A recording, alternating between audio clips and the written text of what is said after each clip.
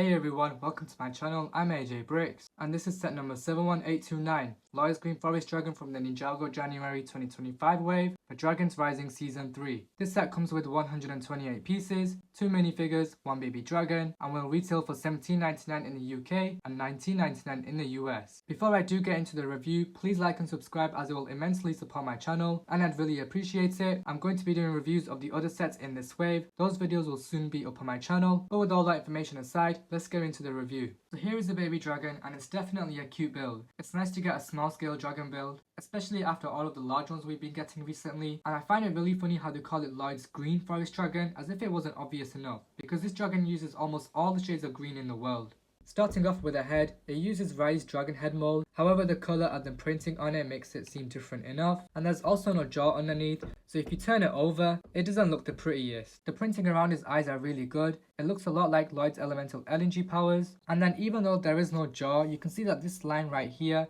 makes it look like there is a jaw underneath, so it doesn't look all that bad. It's connected to a ball joint so you can rotate it 360 degrees, and then right behind it you have the neck, which has 2 of these trans green cheese slope pieces, and the neck is also connected to a ball joint on the body. And I think the main function of this is to make this section look bigger, but also to allow more posability for the head. Then in the middle section you have the saddle, which the minifigures can sit on top of, and then I really like how it uses these gold rope pieces, which is what they control the dragon with, and that's what Lloyd looks like holding onto the ropes when piloting the dragon. I don't see dragons used that much anymore, since the dragons nowadays can do whatever they want, but I really like how this dragon design makes it seem like that the rider kind of controls where the dragon goes and what it does. Right next to the saddle is this flag with a sticker piece on it, and it has a picture of a dragon with a Chinese design. I really like the colour scheme of the red and metallic gold. That is really shiny and reflective in the light, and because of this colour scheme, I think it represents a source dragon of motion. Now this sticker piece was also used in another set. It was the gimmick set for Raz and Arin's Spinjitzu Battle Pack. It was used on the temple side bill, so because it appeared more than once, I'm sure there is some sort of significance towards it. Over the back we have the tail, which for a dragon of the scale is surprisingly large.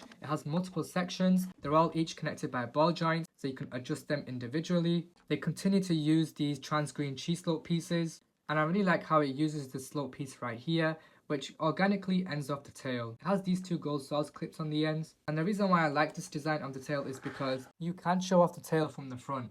The wings are a new piece introduced in this wave. They are a thicker plastic than usual Lego. This guy uses them in dark green. Ryu also uses them but in a blue colour in the Ultra Combiner mech, and it's nice to see that they are sometimes giving us vinyl dragon wings and some plastic ones too. They're connected to hinge joints so you can move them up and down. This is as far down as they go, completely flat, and then they go completely horizontal, or I mean vertical. So I guess that way, if you wanted to save space horizontally, maybe you've got a taller set right next to it, even though it doesn't look the best, you could definitely make it look like this. The final thing about these wings is they have these golden claws at the front, which you can move around.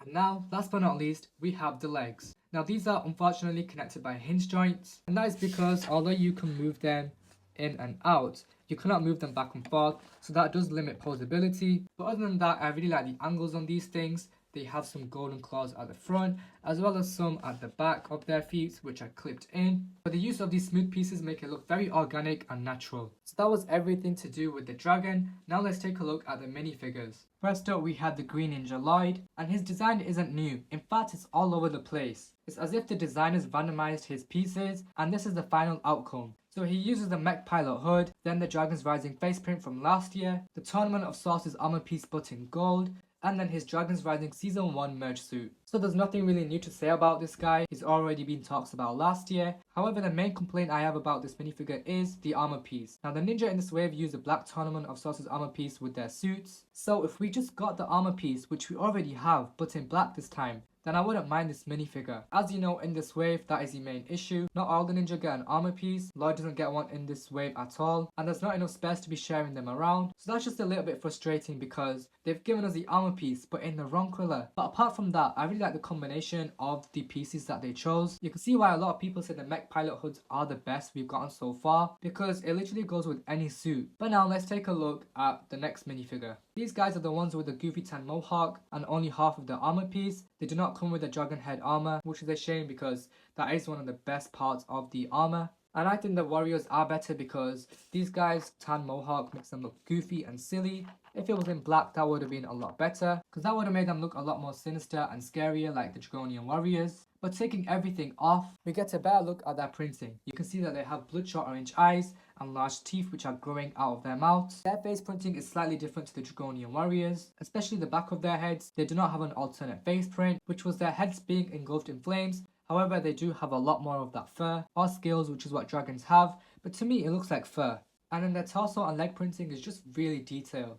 They're wearing this armor which drops over to their legs. It's in this gunmetal grey silver color, which is really reflective in the light. And then when you do that, you can see the scratch marks on their armor. I guess that is from the battles that they've previously been in. So that adds to their character and makes them more sinister because they've survived battles. It must have mean that they've won.